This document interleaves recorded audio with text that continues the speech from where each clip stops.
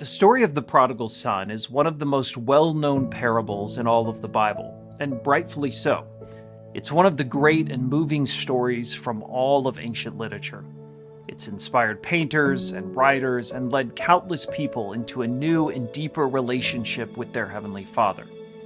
It's worth your time too. The story goes, a man had two sons. The younger son told his father, "I want my share of your estate now before you die." So his father agreed to divide his wealth between his sons. Demanding his inheritance now was like wishing for his father's death. This son was far more than greedy. He showed absolutely no interest in his father or concern for the pain he was inflicting on his family. He took his money fled to pursue his own life, his own way, and at his father's expense. But eventually, that money ran out. Jesus explained, a great famine swept over the land, and he began to starve. He persuaded a local farmer to hire him, and the man sent him into the fields to feed the pigs. The young man became so hungry that even the pods he was feeding the pigs looked good to him. But no one gave him anything. For Jews who refrained from any association with pigs, this was rock bottom. Surely none of this was his plan when he set out from home with his pockets full of money. Now, he couldn't afford even to eat. So he devised a plan. At home, even the hired servants have food enough to spare, and here I am dying of hunger. I will go home to my father and say, "Father, I have sinned against both heaven and you, and I am no longer worthy of being called your son. Please take me on as a hired servant." Humiliated and desperate, he returned home. His plan was to work as a servant on his father's estate. What chance did he have to still be a son who had demanded his own way and wished his father dead? But while he was still a ways down the road, probably revising in his head just how he would pitch the plan, he recognized his father's figure running towards him. Jesus explained, filled with love and compassion, he ran to his son, embraced him, and kissed him.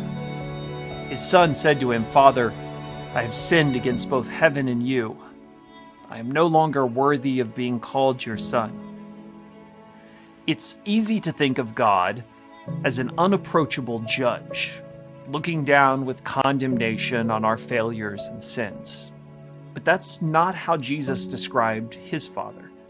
Jesus chose this story of a father desperately watching and waiting for his son to come wandering home, even empty-handed.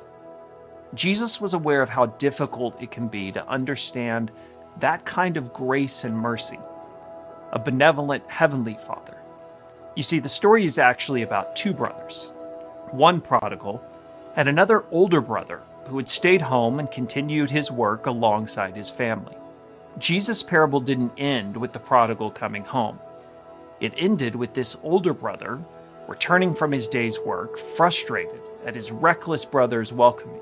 Frustrated and indignant, the brother refused to participate in this careless display of the father's grace.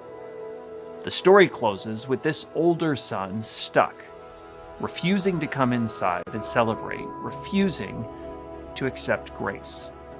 I think Jesus understood that we can hear stories of God's grace showed upon others and find it difficult to accept that grace upon ourselves.